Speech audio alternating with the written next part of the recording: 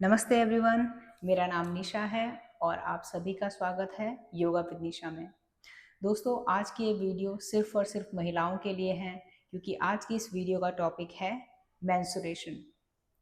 अगर आपके पीरियड्स के समय आपको पीरियड्स क्रैम्प होते हैं, आपके पीरियड्स इर्रेगुलर हैं या फिर पीरियड्स के टाइम आपकी बॉडी बहुत ज़्यादा थकी हुई रहती है, तो आज मैं आपको बताऊंगी कुछ चुनिंदा 5 योगा पोज जिनके द्वारा आप अपने इर्रेगुलर पीरियड को या फिर आपके पीरियड क्रैम्प को कम कर सकते हैं और धीरे धीरे अपनी बॉडी को और भी बेहतर बना सकते हैं, स्पेशली आपके पीरियड्स के समय। तो चलिए शुरू करते हैं। दोस्तों, ब्रीदिंग बहुत ही इम्पॉर्टेंट है शरीर की एनर्जी बढ़ाने के लिए, शरीर को तरोताज़ा करने के लिए और मसल्स को रिलैक्स करने के लिए। तो पहला जो हम पोज करेंगे, इस तरह से आपको बैठना है वज्रासना पे। आपकी जो हील है वो बाहर की तरफ रहेंगे, आपके टोज मिले हुए रहेंगे और इस तरह से आपको बैठना है। अपनी हील्स के बीच में आपकी दोनों नी मिली हुई रहेंगी। वज्रासना एक बहुत ही अच्छा सिटिंग पोज है क्योंकि वज्रासना में आपको अपनी बैक को स्ट्रेट करने की ज़रूरत नहीं होती, आपकी बैक नेचुरली स्ट्रेट रहती है।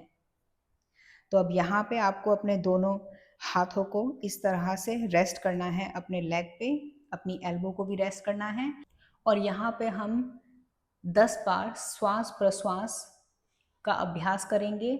आपको 10 बार डीप ब्रीथ इन, डीप ब्रीथ आउट करना है और आपको सिर्फ और सिर्फ फोकस करना है अपनी ब्रीदिंग के ऊपर।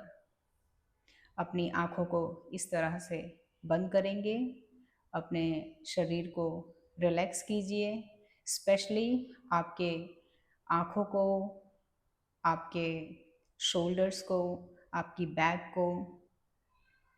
अब यहाँ से लंबा गहरा श्वास प्रश्वास करेंगे।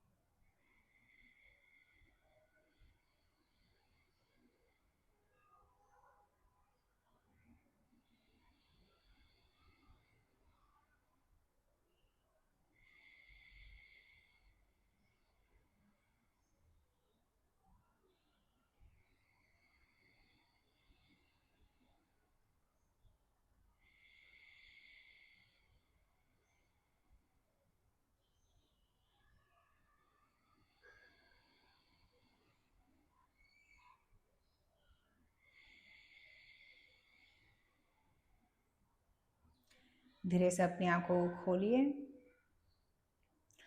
अभी अपने दोनों हाथों को मिलाइए और इस तरह से रब कीजिए। अपने हाथों को आप तब तक रब कीजिए जब तक आपकी हथेलियां अच्छे से गर्म ना हो जाए।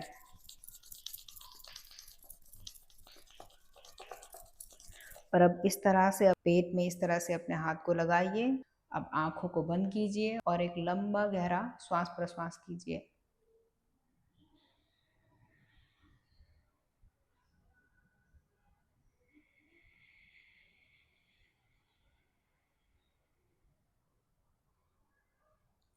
धीरे से आंखों को खोलिए, रिलैक्स।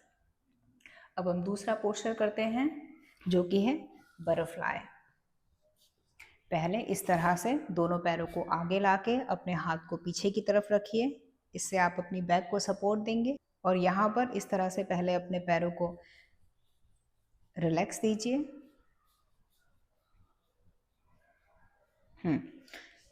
अब हम करेंगे बटरफ्लाई। इस तरह से दोनों पैरों को मिलाइए और अपने हाथों को इंटरलेस कीजिए। अपने पैरों को आराम से पकड़िए, अपनी बैक को स्ट्रेट रखिए। कोशिश कीजिए आपकी लोअर बैक जो है वो रिलैक्स रहेगी। आपको अपने लोअर बैक में इस तरह से चेस्ट उठा के जोर नहीं देना है, अपनी बैक को रिलैक्स करना है। आपकी स्पाइन स्ट्रेट रहेगी। लिफ्ट कीजिए अपनी चिन ऊपर की तरफ। आपको इस तरह से चिन को नीचे नहीं करना है, अदरवाइज आपके जो सर्वाइकल है इसमें जोर पड़ता है और जिससे कि आपका हम्प निकल सकता है। अब हम यहाँ से बटरफ्लाई शुरू करेंगे। आपको बहुत ही हल्के हल्के से अपने पैरों को इस तरह से ऊपर नीचे करना है, अपनी नी को।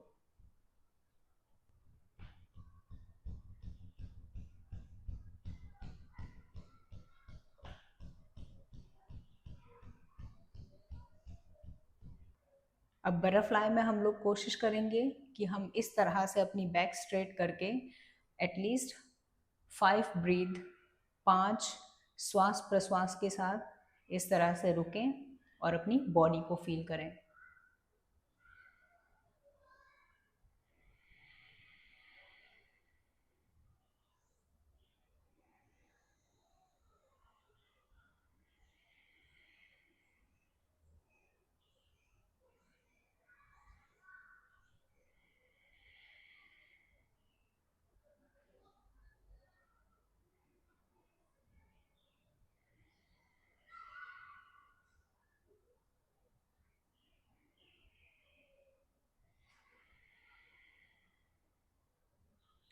धीरे से अपनी आंखों को खोलिए और अपने हाथों को ऐसे पीछे ले जाते हुए अपने दोनों पैरों को आगे लाइए और रिलैक्स कीजिए। अब हम तीसरा पोस्चर करेंगे ब्रिज पोज।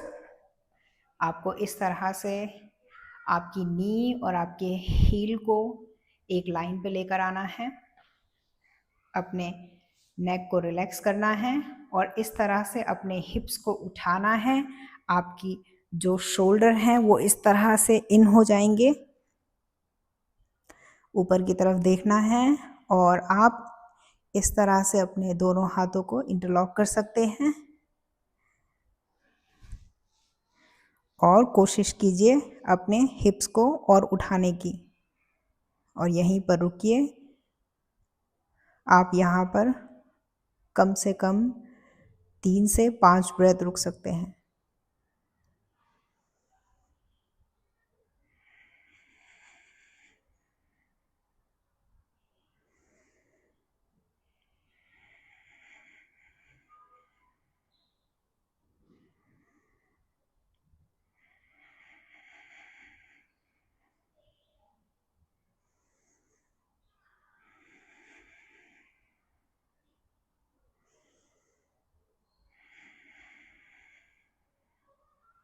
धीरे से पहले आपको अपने हिप्स को नीचे लेके आना है और फिर पहले अपने एक पैर को फिर दूसरे पैर को इस तरह से रिलैक्स करना है और फिर शवासना में आपको थोड़ी देर आराम करना है।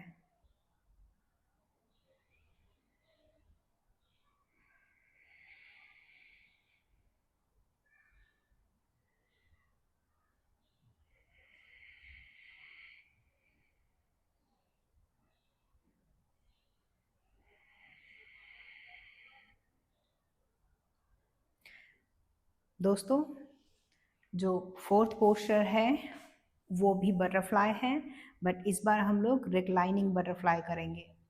तो इस तरह से आपको बटरफ्लाई पोज करना है और कोशिश करना है कि आपकी जो बैक है वो आपकी मैट के साथ इस तरह से सटी रहे, ना कि आप आर्च बनाएं। तो आपको अपनी बैक को रिलैक्स करना है। आप अपने दोनों हाथों को इस तरह से अपने पेट पे रख सकते हैं और यहीं पर आपको लंबा गहरा श्वास प्रश्वास करना है। ये भी आपको एटलीस्ट 10 ब्रेथ करना है। अपने पूरे शरीर पे ध्यान दीजिए, अपने श्वास प्रश्वास पे ध्यान दीजिए।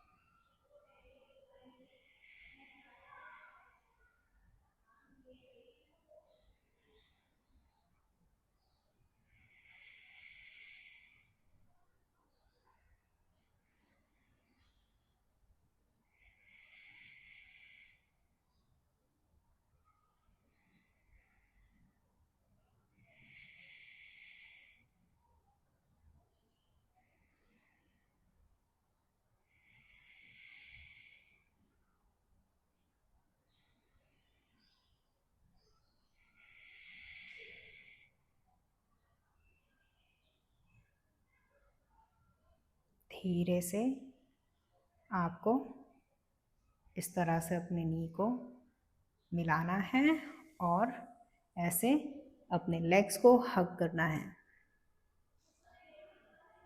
आपको अपने लेग्स को हग करते हुए इस तरह से टाइटली जोर नहीं देना है। कोशिश कीजिए कि आप जेंटली अपने लेग्स को हग कीजिए और यहीं पर आप रुकिए। फील कीजिए अपनी लोअर बैक को। पीरियड्स में योग का अभ्यास बहुत ही ज़्यादा लाभकारी है, मगर आपको कुछ बातों पे ध्यान देना है। जैसे कि आपको कोई भी इन्वर्टेड पोज नहीं करना है, आपको कोई ऐसा योग अभ्यास नहीं करना है जिससे आपके पेट में जोर पड़े या फिर आपके शरीर में बहुत ज़्यादा जोर पड़ रहा है। आपको बहुत ही आराम से और बहुत ही रिलैक्स देने वाले पोस्चर्स को करना है। तो अब धीरे से वापस आइए और आखिरी पोस्चर हम करेंगे सवासना। दोस्तों, सवासना एक बहुत ही अच्छा अभ्यास है, स्पेशली पीरियड्स में, क्योंकि सवासना के द्वारा हम अपने पूरे शरीर को आराम दे सकते हैं। हमारे शरीर को हम एनर्जी के साथ भर सकते हैं और हम अपने दिमाग को बहुत ही शांति दे सकते हैं सिर्फ सवासना के द्वारा। तो सवासना करते हुए आप ध्यान देंगे कि आपके दोनों पैर इस तरह से खुले हुए हों, मगर वो मैट के अंदर ही हो, मैट से बाहर ना खुले हो। तो अपने पैरों को ज़्यादा ना खोलें और इस तरह से अपने हाथों को थोड़ा खोलते हुए पूरी बॉडी को रिलैक्स दीजिए। आँखों को बंद कीजिए। सवासना करते हुए आपको अपने शरीर के एक एक अंग को रिलैक्स करना है। जैसे कि मैं आपको एक एग्जांपल देती हूँ। मैं डीप ब्रेथ कर रही हूँ in and deep breath out, और इस समय मैं अपने टोज को रिलैक्स कर रही हूँ। तो मैं बोल रही हूँ मेरे टोज रिलैक्स हो रहे हैं इस ब्रीथ के साथ। तो ये मैं अंदरूनी आवाज़ में बोल रही हूँ, इसमें मुझे बाहर से बोलने की ज़रूरत नहीं है। तो इससे क्या हो रहा है, इससे मेरा जो ध्यान है वो सिर्फ मेरी बॉडी पे और मेरी ब्रीदिंग पे जा रहा है। मेरी जो थॉट्स है वो कंट्रोल हैं। तो ये बहुत ही अच्छा तरीका है सवासना करने का, जिससे आप अपनी बॉडी के एक एक अंग को रिलैक्स कर सकते हैं और आपकी थॉट्स को कंट्रोल कर सकते हैं जब तक आप शवासना कर रहे हैं। तो चलिए शुरू करते हैं।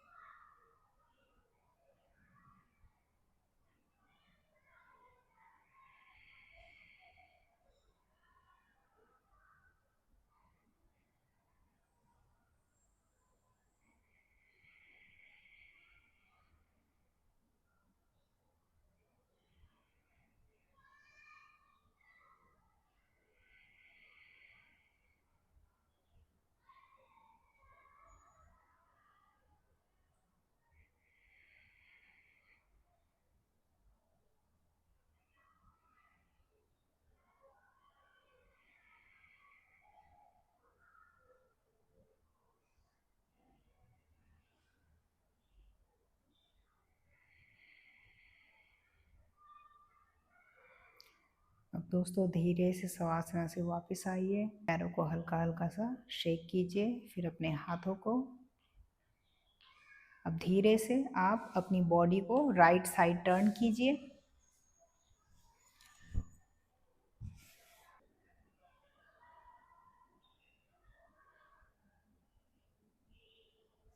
और अपने हाथों के ताकत का इस्तेमाल करते हुए आप इस तरह से सिटिंग पोजीशन में आइए।